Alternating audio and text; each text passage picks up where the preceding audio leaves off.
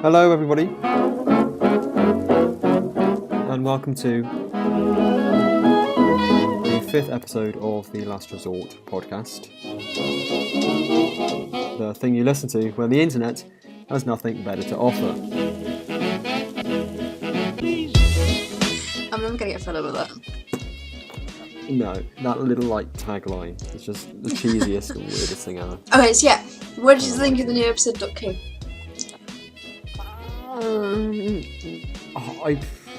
This series is really confusing me, as I can't tell if I like it or not. I like different aspects of this episode. I feel like the storyline was pretty good. I quite like the fact that Yaz has become more than just a character.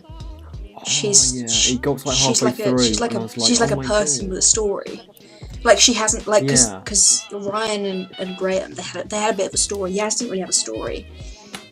Yeah. And she's she's not just a character there for the diversity. It's not just a character. It's like her as Diaz.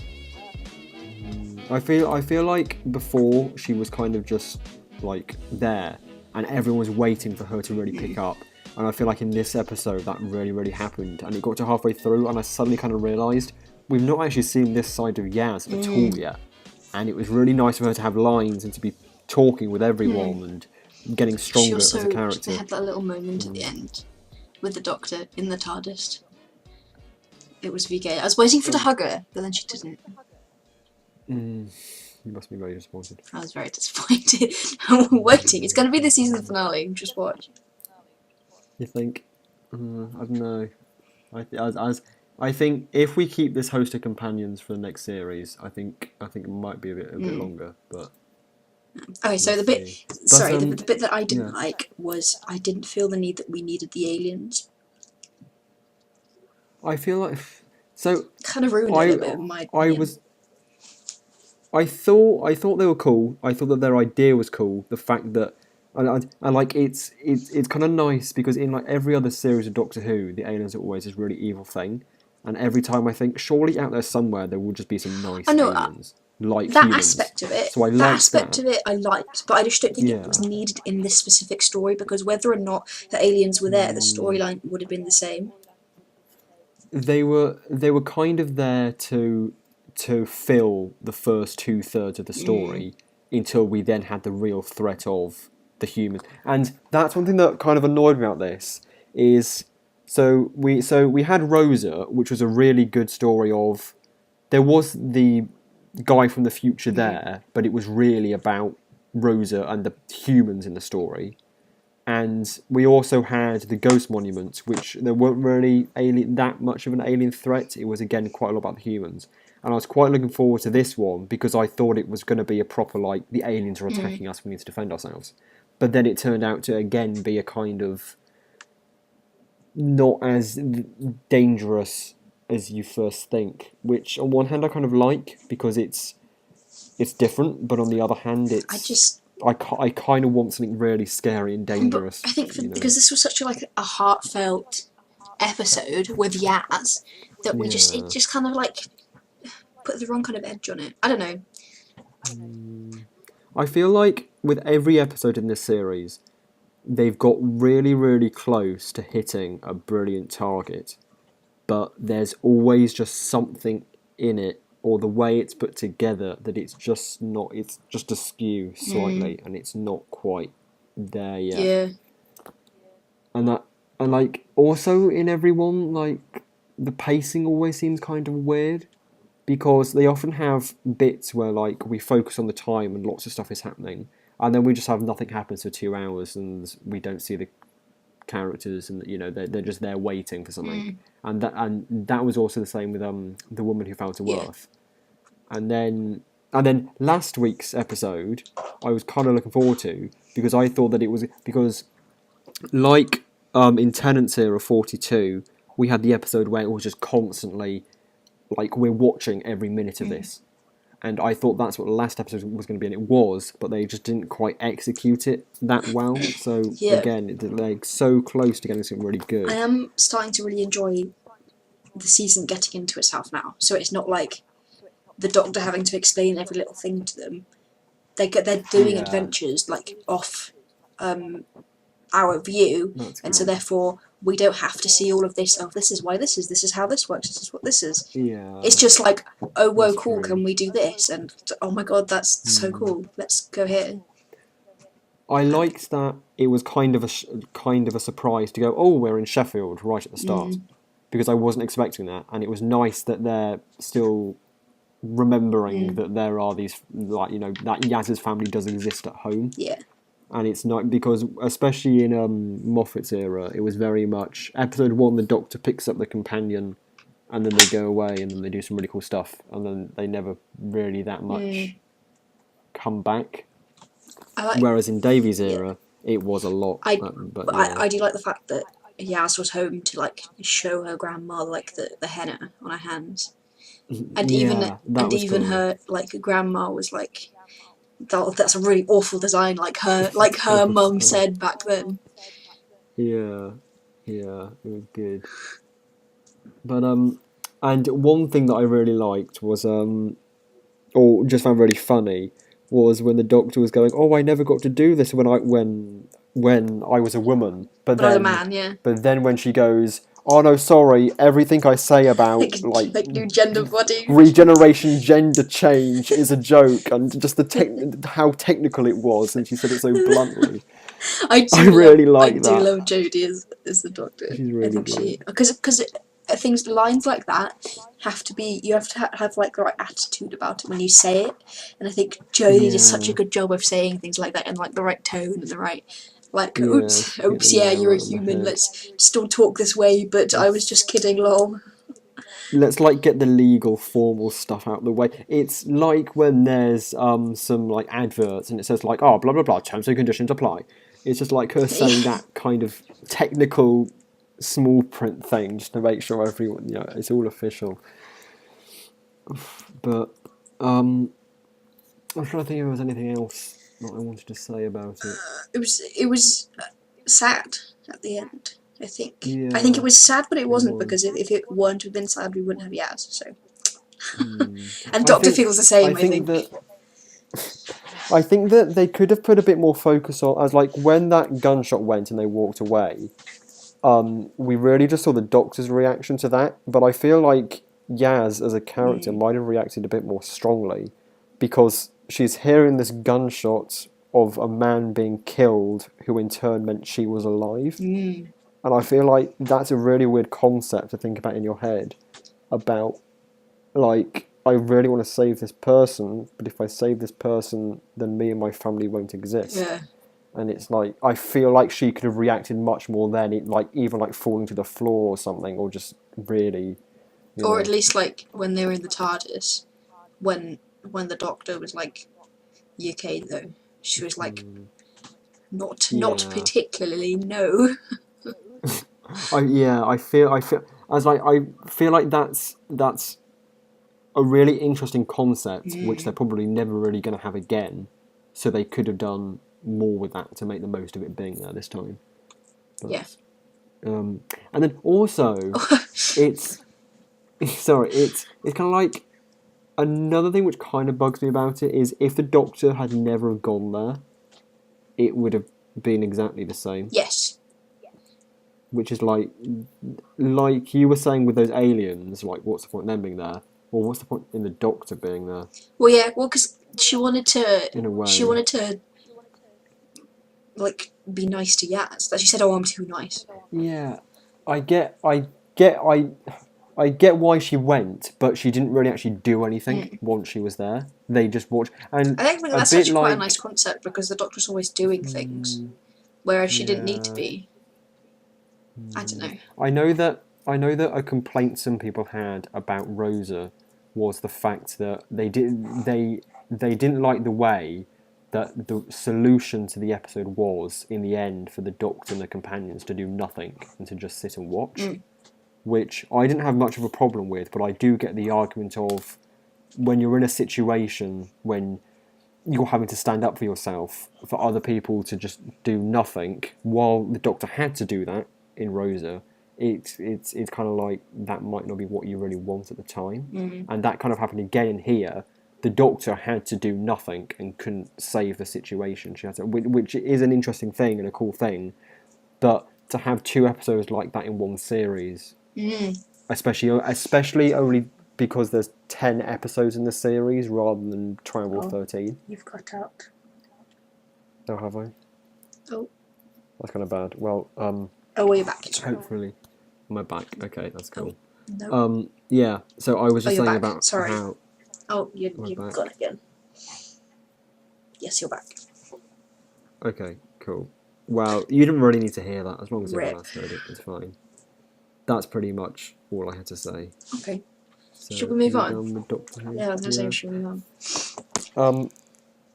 Okay, so shall I say the little thing that I said that curious. I had to say? Okay, so towards the end of the episode, I suddenly realised that because this is kind of linked to Doctor Who, but also kind of not. Okay, so it's like this is why I wanted to do it now, straight after Doctor Who. Okay. So today for us is Sunday the 11th of November. Oh, right, yeah. So it's Remembrance Day, the 100th year anniversary of the end of World War One. Yep, I did my remembrance service at church this morning. Yeah, how was it with all of the guides? Oh well, I was with the rainbows, so it was right. They were a bit agitated. Oh, yeah, it's long for like 5-year-olds, but they did a good job, I think, for 5-year-olds. Good.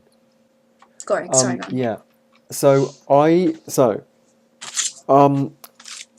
This might not be completely correct, but something like my grandmother's mother or my grandmother's mother's mother had a fiance in World War One.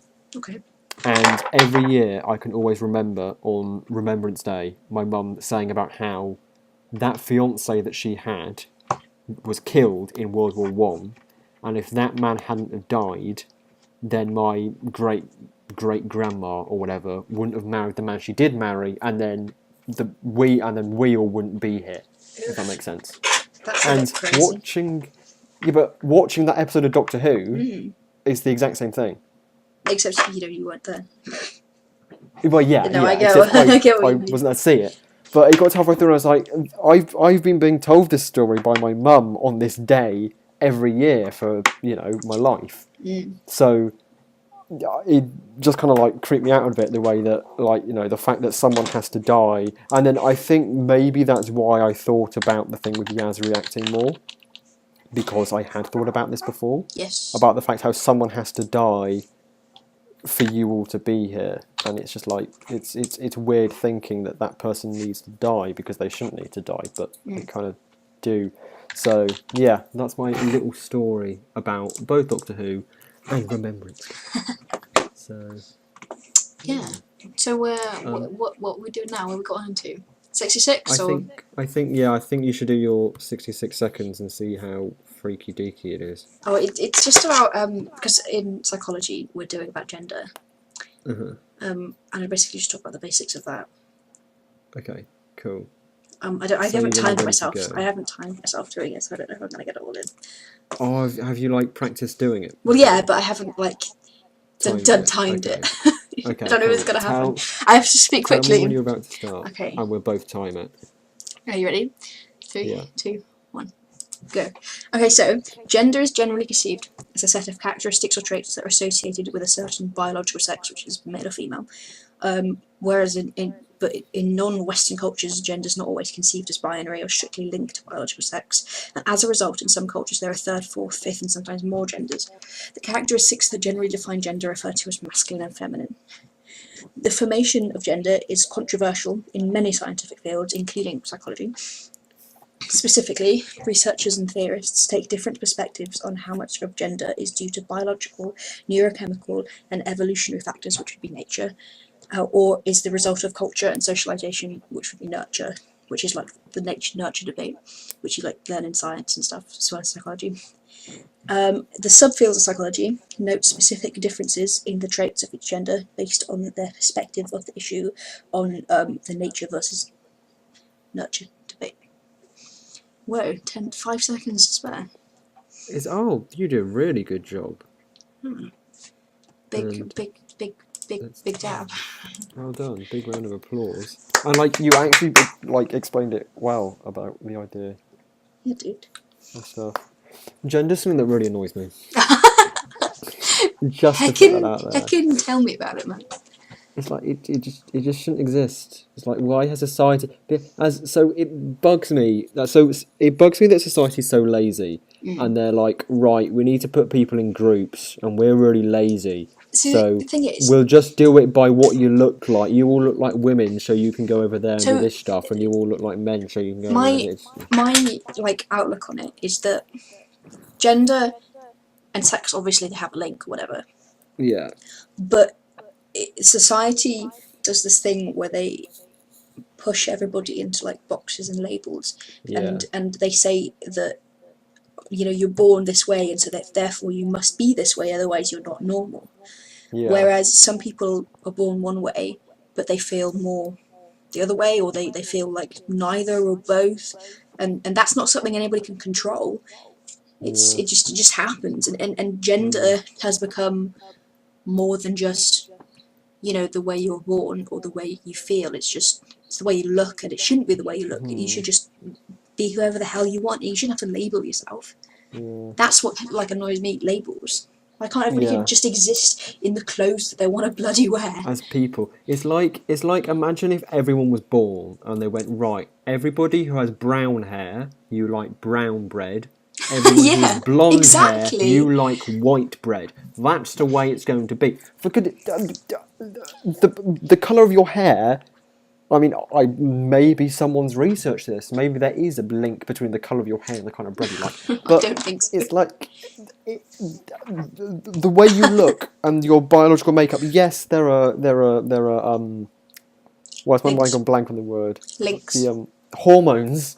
Oh, hormones, got you. That have an impact. There are impacts things, but why do those hormones make women naturally and instinctively want to wear a dress?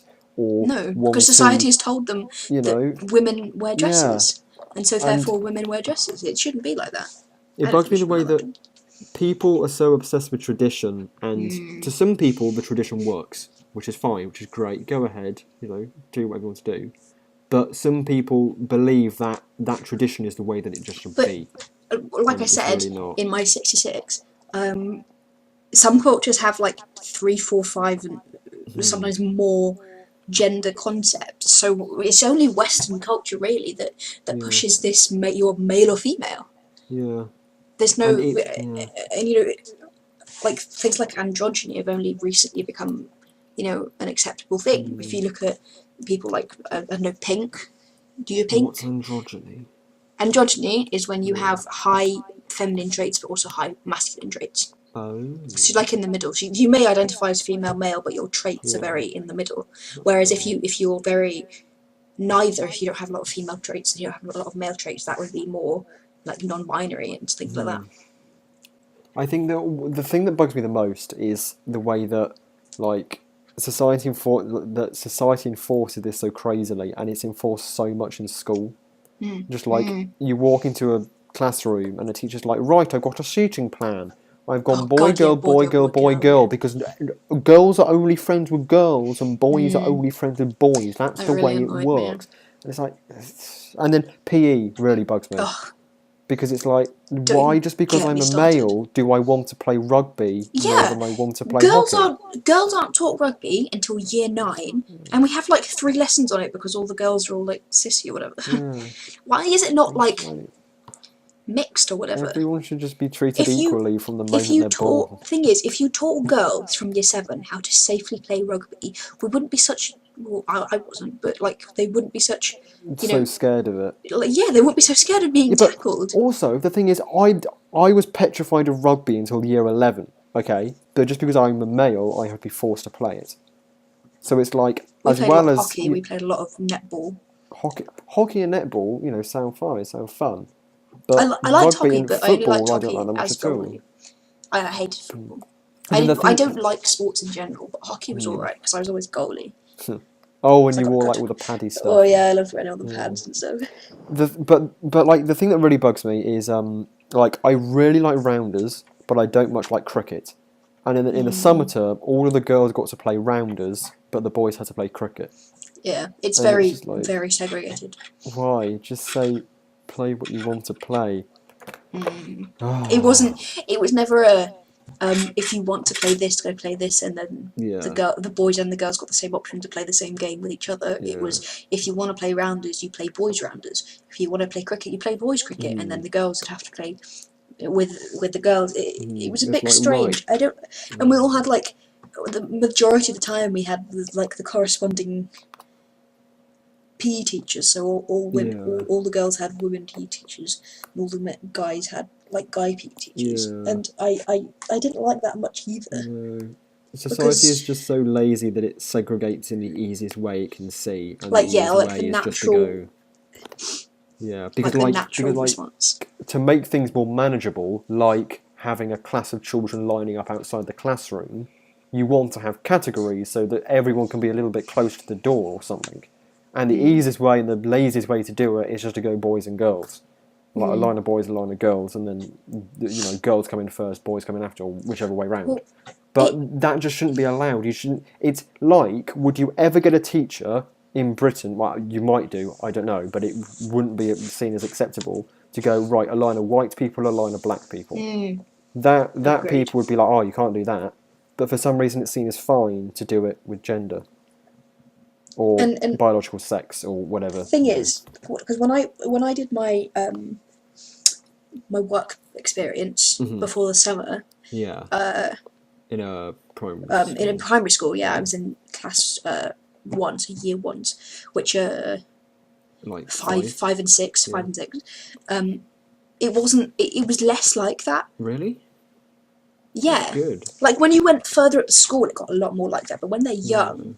They all got changed in the same place, and they all sat on the tables together, and they all did PE together. It was never the girls have to go change here, the boys have to. And I understand that part of it because when as you get older, you don't particularly want to be in the same changing room as the opposite sex. But I don't want to be in the same changing room as anyone. That's the thing. But it's like I don't know. It's just a bit. Yeah, it's just assuming I feel like we've moved along a lot, but we haven't moved along enough, I think. Yeah, because like the whole like changing room thing is basically saying that every male is only uncomfortable with females in the room, and every female is only uncomfortable with males in the room. So let's just split it that way. But it's like, no, I'm uncomfortable with anyone in the room. It's like, why? Because I'm a male. Yeah. The thing is, up to year 3, they change in the same classroom. For us, it was up I think until it's only year 4 almost. Yeah, year 3 or 4. Yeah, it would have been year 4 actually. Because I was in each class apart from the last class. It was only year 5 and 6 that didn't. And to a certain extent, I kind of agree because of like when you hit like puberty and stuff, it gets a bit different. Yeah. Like when weird things start happening, you don't really want the opposite sex as you or whatever. I mean, I'd rather change in like cubicles or whatever. I don't want everybody to see me getting changed. Yeah. But I don't know. It's I don't know. We just haven't. I don't think we've moved along enough in the right direction, and we're taking a step back now, especially in America. Yeah. Well, but not at the same time. Have something to do with that now. They've got the House. Oh yeah, that's a good segue. Yeah. Okay. So last week we willed you all to vote. We got the results of the vote. Even though it went up the day after the vote. Yeah, but hey ho. And as you probably know by now, the Democrats managed to win the House of Representatives, and I researched this, so I actually know the way this stuff works now. So I know nothing, so please educate me. So the American government, is made up of 2 houses: the Senate, which is I think the upper house, and the House of Representatives. The Senate. There are direct elections in the state to elect senators, and each state has 2 senators in the House of... each state has 2 senators in the Senate, no matter what their population or size is. Okay? The House of Representatives, each state is split up into districts, and each district elects someone to represent them in the House of Representatives. So there's much more people in the House of Representatives than there are in the Senate. And basically, what happened on Tuesday is Trump kept control of the Senate by having more senators, but which, to be fair, was very, very. It would have been very, very, very hard to get control. Yeah, but the Democrats managed to get more representation in the House of Representatives. And an incredibly diverse amount of representatives, because there's the first Muslim there was one. the first There's transgender. so many. Yeah, first transgender one. There's so many women. Yeah, it's I think good. it was so good. It's gonna piss him off so much. Yeah, but now the Democrats can make it really difficult for him to get anything through. Which, especially this transgender thing. Yeah, which is important and which is good. It's incredibly important. Yeah. So, oh god, I just dropped a tic-tac-toe. We're on 25. We've got 5 minutes left, I think. Do you have a 66? No, because I thought we were alternating 66s. Okay, that's fine. That's fine. Okay, cool. So we've got 5 minutes left. Have you got anything else to say, or do you want me to do my conspiracy theory? You do your conspiracy theory. Okay, of course. Never go a week without it. Yes. Okay, so this week I wanted to talk about 9/11. 9/11 being an inside job. Before we start, I just wanted to say that this is just a theory, and that I don't want to offend anybody who has family that was in part of 9/11, and in any way that do I believe this. It doesn't really matter. It's just people's views on the whole thing. I just want to make that clear. So people believe that 9/11 wasn't Al Qaeda who did the whole thing. It was America, so that they could therefore start a war against Al Qaeda. I'm reading an article, but it's not very good. Wait. Got to get your sources better. I was like, I've heard of this one, but I've never really heard the details of it. So. Well, basically, it was just the reasoning people have is just so America could start a war, and so therefore they killed loads of people. Trigger and a reason. Yeah, but why would they go? Just... Oh, I don't know. Wait, let me read this. 4 passenger planes were hijacked. Flown just hours after collapse of nukes Twin Towers. Conspiracy theory surfaced online, which persists more than 16 years later. Oh. Well, no, I didn't know that it was just after it happened, but a lot of people think that it wasn't the planes. Because if the way the planes went into the buildings, they wouldn't have fallen the way that they did, and they fell in a very similar way to the way buildings are demolished. Oh. So they think that there were bombs placed inside the Trade Center building, and those went off, and that's why it went down instead of toppled over. Oh, so it wasn't the planes that made it fall, it was bombs in the bombs building. Inside, and so the bombs set off. Obviously, when the plane went into the building, obviously then some bombs would have gone off, and that's why it crumbled underneath itself instead of toppling over. I feel like the government would have been a bit cleverer because if the government was it's difficult to know how to phrase this appropriately, but clever enough to be able to get bombs in there without anyone knowing. I feel like someone would have gone, wait a minute, someone's going to notice that these aren't falling right. I feel like they'd have thought of that. And there's a lot of the buildings around the Trade Center that also caught fire. People always also say that there were bombs there, and nobody knows about what's the other building that was hit. I don't know. There was another building in New York or whatever that was also hit, but nobody really knows about it. Well, they do, or whatever. But it was just strange the way it was all hollowed out or whatever. And there was nobody inside that building. Yeah, because it was government official building. There was nobody inside when it went up, when it happened. Nobody got hurt. Nobody got injured. So the government would have got them all out. Yeah, because it was a government official. But then, why would they bother hitting it? To start war. Wait, what are you? I think I heard this mentioned, but numbered one. I've watched a lot of documentaries. Yes. On so many documentaries on 9/11. Wait, tax code. Quiz 10 additional people die.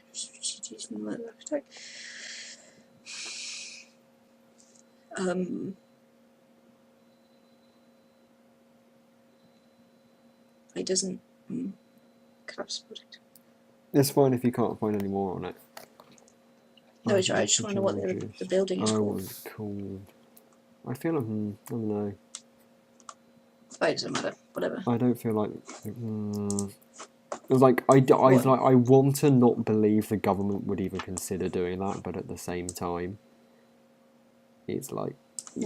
It's like hard to believe. Yeah, it's like you really just don't know. It's hard to believe, but at the same time, it's like it's plausible, but it's hard to believe. Yeah, it's like there's like this moral compass in your head that's like no one would do that, but then at the same time it's like, but then again, governments do some crazy secret things sometimes. So I don't know. I don't know, dude. Interesting. I think it's interesting. I'm gonna go after this is over. I'm gonna go watch a bunch of 9/11 documentaries again. Binge 9/11 documentaries. I'm gonna go binge Stranger Things, maybe. Probably gonna watch some Grey's Anatomy actually. Okay. I'm gonna talk about that next week. Grey's Anatomy. There's a lot of Grey's Anatomy that we're doing. Next week. Grey's Anatomy is a really good show. Oh no, we won't be able to talk about Fantastic Beasts next week. We'll be able to talk about the week after. No, we won't. Yeah. Very exciting. So anyway, yeah, that's it. I think. Thank you very much for watching. Listening. Oh damn it! I always do that every week. Record the whole thing again. Thanks. Damn it!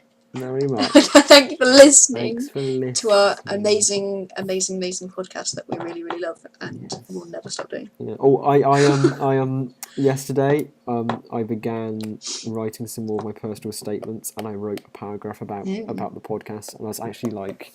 I actually really got into it, and it ended up kind of okay. So, yeah. Yeah, I'm gonna write a hell of a lot more about this. But now we've started doing it because I wrote my first draft of my personal statement before we started doing this. Yeah. I was just like, oh yeah, also we are going to do a podcast. But now we actually have a podcast. Yeah, we can actually say stuff we're doing. And it's good.